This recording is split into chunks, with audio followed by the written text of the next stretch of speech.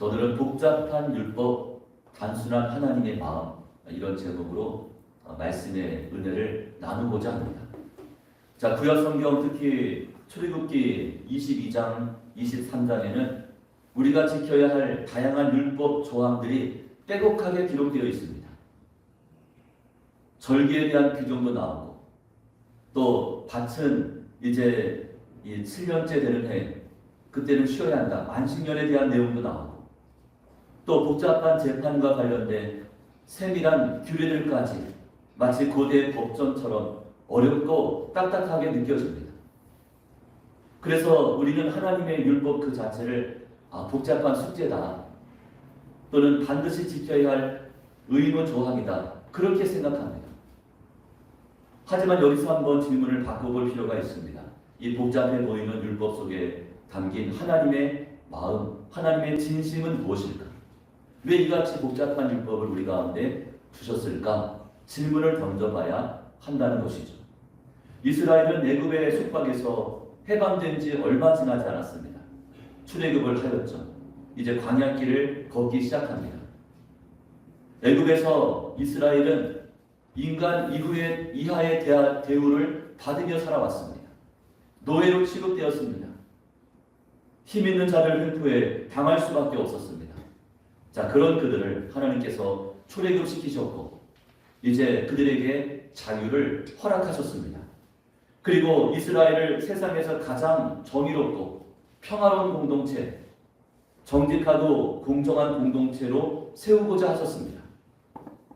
자, 그러므로 출애굽기 여기에 기록된 율법들은 이스라엘을 괴롭히기 위한 규제가 아닙니다. 한번 당해봐라, 그렇게 만들어진 그런 법들이 아닙니다. 오히려 그들이 하나님의 백성으로서 누리게 될 참 행복과 질서를 위한 영적인 설계도, 삶의 지침서가 되는 줄로 믿으시기를 바랍니다. 자, 오늘 저희는 본문 말씀을 중심으로 이 복잡한 율법 속에 담겨있는 하나님의 진실이 무엇인지, 그분이 우리에게 어떤 심정으로 이 같은 율법을 주셨는지를 함께 살펴보기를 원합니다. 자, 첫째로 하나님은 공정한 재판을 명령하십니다.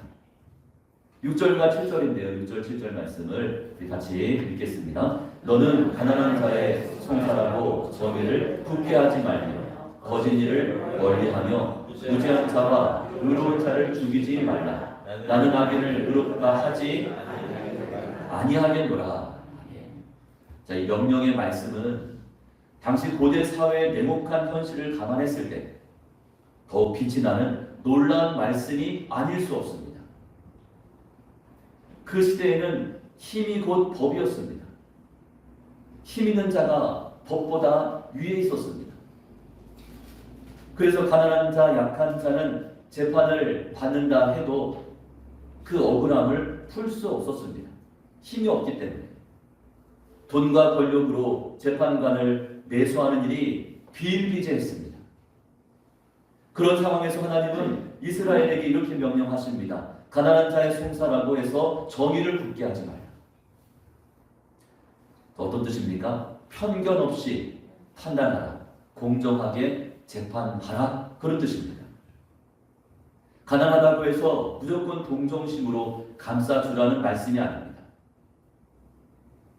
반대로 부자라고 해서, 권력자라고 해서 무조건 색안경을 끼고 그를 배척하라는 그런 말씀도 아닙니다.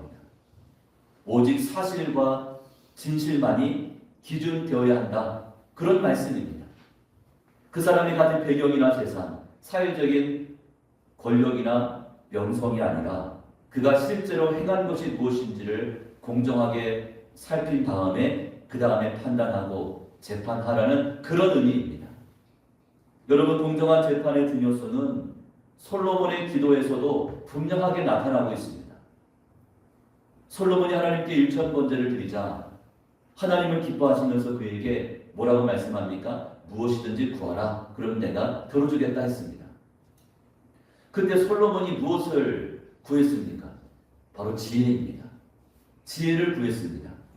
열왕기상 3장 9절 말씀에 누가 주의 이 많은 백성을 재판할 수 있사오리이까 듣는 마음을 종에게 주사 지혜를 주사 주의 백성을 재판하여 선악을 분별하게 하옵소서. 솔로몬은 자신의 사명이 하나님의 백성을 바르게 공정하게 재판하는 것, 선악을 분별하는 것임을 잘 알고 있었습니다. 그래서 하나님의 마음을 들을 수 있는, 하나님의 뜻을 헤아릴 수 있는 성령의 지혜, 그 지혜를 달라고 간구했습니다. 하나님은 그의 기도를, 그의 제목을 들으시고 그가 기도한 대로 응답하셨을 뿐 아니라 어떻습니까? 구하지 않았던 부귀 영화도 솔로몬에게 허락을 하신 줄로 믿습니다. 네. 여러분, 우리 하나님은 결코 아무에게나 편을 드시는 분이 아닙니다. 하나님은 거짓을 미워하시고 정의를 사랑하십니다. 거짓 증언을 멀리하실 뿐 아니라 무죄한 자에게 죄를 뒤집어 씌우는 그런 악행을 가장 싫어하십니다. 그러므로 하나님의 정의를 우리의 모든 언행과 판단의 기준으로 삼아야 합니다. 저희도 일상에서 크고 작은 판단과 선택을 하며 살고 있습니다. 여러분, 지난 한 주간도 매 순간순간마다 선택하고 또 결정하고 판단하고 그러면서 한 주간을 보내지 않습니까? 그때 여러분의 기준은 무엇입니까?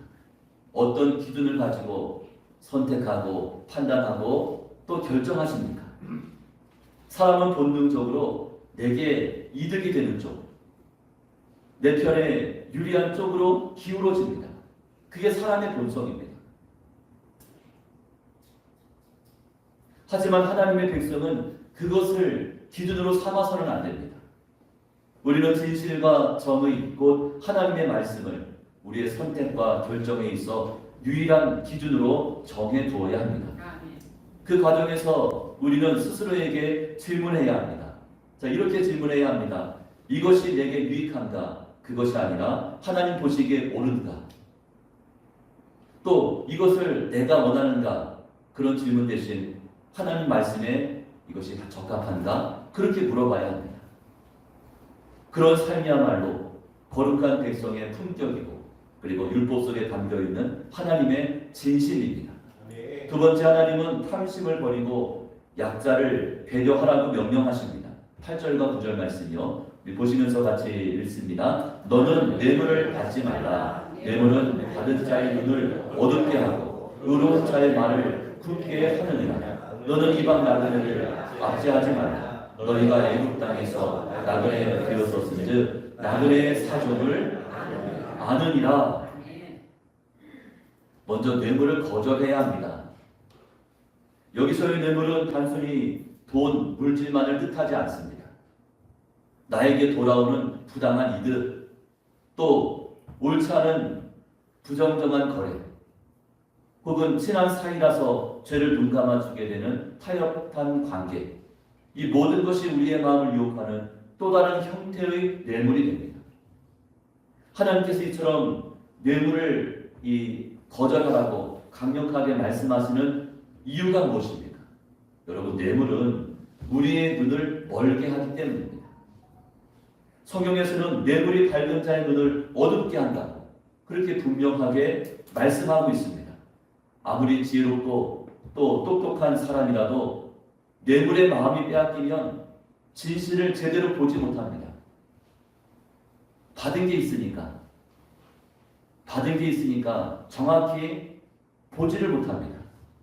바른 소리를 들어도 그 의미를 왜곡하거나 무시해버립니다. 받은 게 있으니까. 뇌물을 받는 순간 인간의 탐욕이 보란듯이 주인 행세를 한다는 거죠. 그죠? 내가 옳고 그름을 판단하는 것이 아니라 뇌물을 받았기 때문에 이 탐욕과 탐심이 나에게 뇌물을 준 그 사람이 내 머리 위에 앉아가지고 주인 행세를 한다는 것입니다. 그래서 하나님은 우리가 돈이나 권력의 노예가 되어 신앙 양식을 팔아먹지 말고 대신 정직하게 땀 흘려 얻은 것에 자족하면서 말씀의 인도하심 앞에 순종하며 살아야 한다고 그렇게 권면하고 있습니다. 또한 저희는 뇌물을 거절할 뿐 아니라 나그네를 압제해서도 안 됩니다. 이 압제한다는 말은 억압하고 학대한다 그런 뜻입니다. 하나님은 힘이 없고 의지할 것 없는 사람 즉 이방 나그네를 괴롭게 하지 말라 그렇게 말씀하셨습니다. 자, 이 말씀은 우리가 저들보다 먼저 받은 하나님의 그 은혜를 잊지 말라는 강력한 경고의 말씀이기도 합니다. 마태복음 18장에 나오는 1만 달란트 빚진 자의 비유를 여러분 한번 기억해 보십시오. 자, 한 종이 왕으로부터 도저히 갚을 수 없는 1만 달란트. 자, 1만 달란트를 지금의 화폐 가치로 환산을 해보니까 6조에 가깝습니다. 한 노동자의 16만 4천 년 동안 매일같이 일을 해야 갚을 수 있는 어마어마한 액수의 돈입니다. 그런데 이 빚을 그 왕이 탕감해 주었습니다. 6조에 가까운 그 빚을 갚지 않아도 된다라고 그렇게 탕감해 준 것이죠. 이것이 바로 우리가 하나님께 받은 구원과 용서의 은혜입니다. 죄의 빚을 우리 힘 가지고는 도저히 갚을 수가 없는데 주께서 우리 가운데 구원과 용서의 은혜를 베풀어 주셨다는 사실입니다. 자, 그런데 이 종은 자신에게 100데나리온, 이 100데나리온은 지금의 화폐 가치로 1000만 원쯤 됩니다. 한 노동자가 100일 동안 일을 하는 100일치 품삯입니다. 그 빚을 진 동료를 찾아가서 빚을 독촉합니다. 그가 갚지 못하자 어떻게 했습니까? 감옥에 쳐넣었습니다. 1만 달란트라는 엄청난 은혜를 받았는데 100데나리온의 작은 허물과 실수와 그 빚을 용서하지 못하고 있다면 자, 그 이유가 무엇입니까? 우리가 지난날 얼마나 악하고 또 절망적인 처지에 있었는지를 잊어버렸기 때문입니다. 하나님의 은혜를 잊었기 때문입니다. 자, 이것은 마치 개구리가 올챙이적 생각을 못한다는 격언처럼 자신이 먼저 받은 은혜를 잊어버린 채 배은망덕한 그런 모습이 아닐 수가 없다는 거죠. 6조를 탕감받았는데 1000만 원, 그것도 다른 사람도 아니고 나의 동료, 친구의 그 빚을 독촉하고 갚지 못하자 감옥에 쳐넣는 그런 행위를 할 수 있겠습니까? 하나님은 이스라엘 백성에게 말씀하십니다. 너희가 애굽 땅에서 나그네 되었었은즉 나그네 사정을 아느니라. 빚을 접은 사람이 빚진 자의 마음을 아는 거 아니겠습니까? 이어서 하나님은 이스라엘에게 또다시 권면의 말씀을 주십니다. 자, 이런 말씀이죠. 너희의 과거를 잊지 말라. 너희도 한때는 약했고 외로웠고 억압당하던 나그네였느니라. 너희가 부르짖을 때 내가 들었듯이 이젠 너희가 약한 자들의 부르짖음을 들어주어야 한다. 그렇게 말씀하고 있습니다. 이것이 바로 공감의 원리이자 사랑의 개념입니다. 내가 받은 하나님의 은혜를 기억할 때에 나보다 약한 이웃의 처지와 형편을 헤아리고 또 그것을 공감할 수 있습니다. 그들의 사정을 알기 때문이죠. 얼마나 힘들까? 얼마나 아플까? 얼마나 힘든 시간들을 보내고 있을까? 내가 겪어봤기 때문에 안다는 것입니다. 그래서 더 따뜻하게 대하게 되고 더 깊이 공감해주고 더 넓게 품어줄 수 있는 것이죠. 자, 세 번째, 하나님은 우리에게 세상과 구별되어 살라고 명령하십니다. 출애굽기 23장에 기록된 모든 율법 조항들은 한 가지 진리를 선포하고 있습니다. 자, 그 진리가 무엇입니까? 너희는 하나님의 거룩한 백성이니라. 당시 주변 이방 국가들은 힘이 있고 돈이 있으면 모든 것을 할 수 있다. 또 안 되는 게 없다. 그렇게 믿고 있었습니다. 힘이 있으면, 돈이 있으면 못할 게 없다는 것입니다. 탐심과 부패, 억압이 그들의 삶의 방식입니다. 그러나 하나님은 그의 백성들이 그런 세속적 방식을 따르지 않기를 원합니다. 세상 방식은 뇌물, 억압, 편견이지만 하나님의 방식은 정의, 사랑, 공평입니다. 이 율법은 곧 하나님의 백성으로서 어떻게 살아가야 하는가를 보여주는 명확한 삶의 기준, 또 우리 삶의 지침서라고 말할 수 있습니다. 여러분, 거룩은 단지 예배 시간, 주일날 여기 앉아서 드리는 그 시간뿐 아니라 또 종교적인 영역에서만 필요한 것이 아니라 거룩은 우리 삶 전체에 대한 태도입니다. 우리의 삶을 바라보는 우리의 마음가짐이 바로 거룩입니다. 정의로운 판단, 약자를 향한 배려, 그리고 부당한 이득을 거절하는 것, 이 모든 것이 거룩한 모습의 한 부분들입니다. 자, 20세기 초 중국에서 사역했던 의료 선교사 버넷 박사의 이야기입니다. 그는 가난한 중국 환자들을 헌신적으로 돌보면서 그들을 복음으로 인도하는 그런 역할을 감당했습니다. 의료 선교사였습니다. 그러던 중 청나라의 고위 관리가 그를 찾아와 간곡히 부탁을 합니다.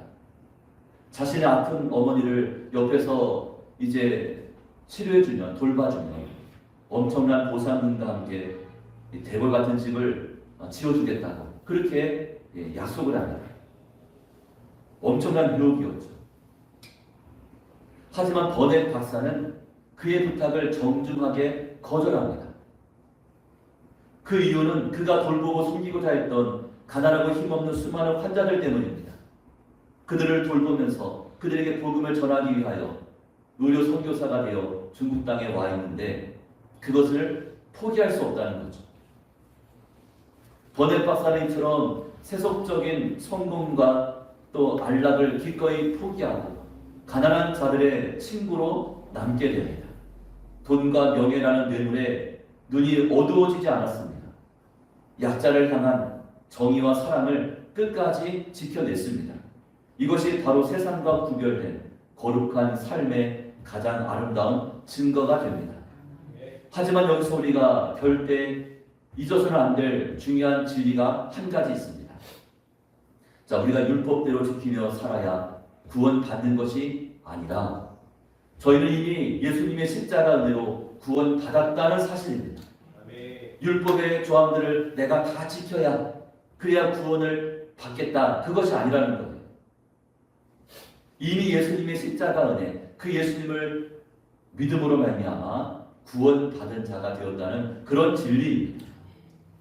예수께서 율법의 모든 요구를 완벽하게 이루셨습니다. 예수님은 죄인을 의롭다 하시기 위하여 십자가에 달리셨고 억울한 재판을 받는 자가 없도록 하시고자 당신의 생명을 저와 여러분에게 내어주셨습니다. 그러므로 저희는 구원받았기 때문에 기쁨으로 정의와 사랑을 실천해야 합니다.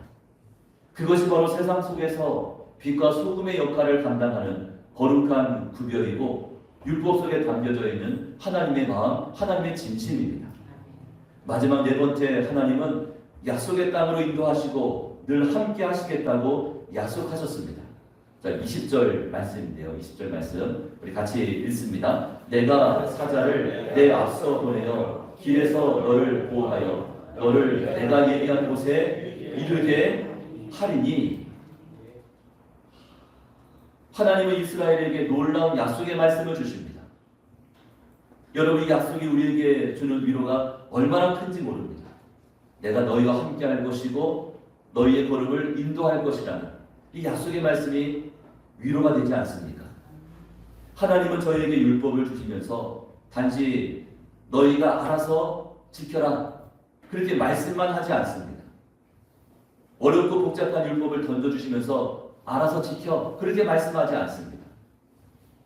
하나님은 친히 천사를 보내셔서 우리의 길을 인도하시고 또 삶의 매 순간마다 저희를 보호해 주신다고 말씀하고 있습니다. 여러분, 광야길은 험악합니다. 광야길은 도처에 적들이 숨어 있습니다. 광야길은 위험한 상황들이 갑자기 불쑥불쑥 그렇게 튀어나옵니다. 그것이 광야입니다. 그러나 하나님께서 이렇게 말씀합니다. 내가 너희와 함께 하겠다. 내가 너희를 지켜주겠다. 내가 너희를 약속의 땅으로 반드시 인도하겠다. 나의 사자가, 나의 천사가 내 앞에서 대적들을 끊을 것이고 나는 내 앞서 사자를 보내어 그들을 내 앞에서 쫓아낼 것이다. 자, 이 말씀은 하나님께서 직접 싸워주시고 친히 길을 여시고 그리고 우리에게 승리를 주신다는 약속의 말씀입니다. 자, 그러나 여기에 중요한 조건이 붙습니다. 자, 어떤 조건을 붙여 말씀했습니까? 22절 말씀에 내가 그의 목소리를 잘 청정하고 내 모든 말대로 행하면 내가 내 원수에게 원수가 되고 내 대적에게 대적이 될지라. 여러분, 하나님의 인도하심, 하나님의 돌보심은 순종을 통해서 경험할 수 있는 하늘의 축복인 줄로 믿습니다. 나도 예수 믿고 교회를 다니고 있는데 왜 나는 이렇게 왜 안 돌봐주십니까? 왜 나는 인도함을 받는다라는 느낌이 없습니까? 자, 뭐가 빠져 있습니까? 순종이 빠져 있기 때문임을 기억해야 합니다. 하나님의 음성을 듣고 따르는 자에게 하나님은 원수들을 대적하시고 풍성한 복을 주시며 또 육체의 질병을 제거해 주실 뿐 아니라 허락하실 그 땅을 반드시 우리 가운데 선물로 주시겠다고 약속하십니다. 여러분, 이것이야말로 복잡한 율법 속에 담겨있는 하나님의 진실입니다. 하나님은 우리에게 정의롭고 거룩하게 살라 명령하시면서도 동시에 우리가 그 길을 걸어갈 수 있도록 친히 함께 하시고 인도하시고 보호해 주시는 줄로 믿으셔야 합니다.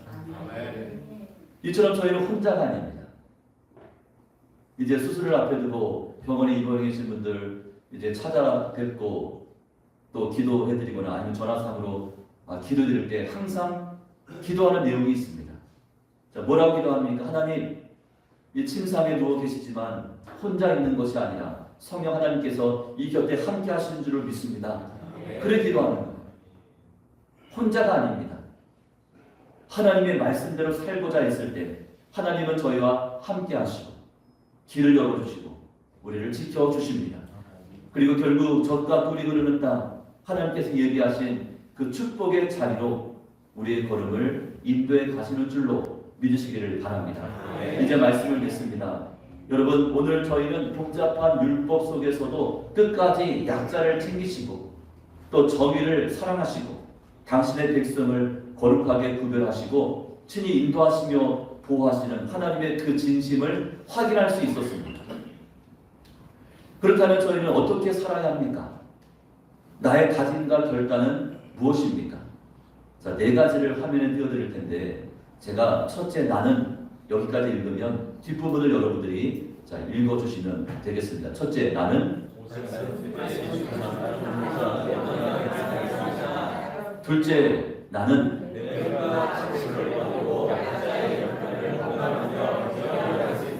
셋째 나는 세상과 구별된 거룩한 백성으로 세상의 우상들과 타협하지 않고 정의와 사랑을 실천하겠습니다. 넷째 나는 하나님이 함께하심을 믿고 간절하게 순종의 길을 걸어가겠습니다. 할렐루야. 아멘. 자, 성경 속 룻의 이야기를 떠올려 보십시오. 룻은 모압 여인이었습니다. 당시 이스라엘 입장에서는 이방인 나그네였습니다. 하지만 보아스는 율법의 정신에 따라 룻을 압제하거나 그 이방 여자를 무시하지 않았습니다. 오히려 그녀를 따뜻하게 배려해주고 먹을 것을 나누어 주며 또 세심하게 보살펴 주었습니다. 자, 그 결과가 무엇입니까? 이방 여인이었던, 이방 나그네였던 룻은 이스라엘의 위대한 왕이었던 다윗의 증조 할머니가 되는 놀라운 축복의 통로가 되었습니다. 이처럼 하나님의 마음은 늘 약하고 소외된 자에게로 향해 있습니다. 그리고 하나님은 당신의 말씀대로 살고 있는 자들과 함께 하시고 그들을 인도하시며 보호해 주십니다. 바라기는 예수님의 사랑에 감격하고 삶의 모든 영역에서 불의를 미워하며 약자 편에서 주님의 사랑을 힘써 실천해 갈 수 있는 저 여러분 될 수 있기를 바랍니다. 또 하나님의 인도하심을 믿고 끝까지 순종하는 그런 저희의 한 주간의 삶이 다 되실 수 있기를 주님의 이름으로 축원합니다. 아멘.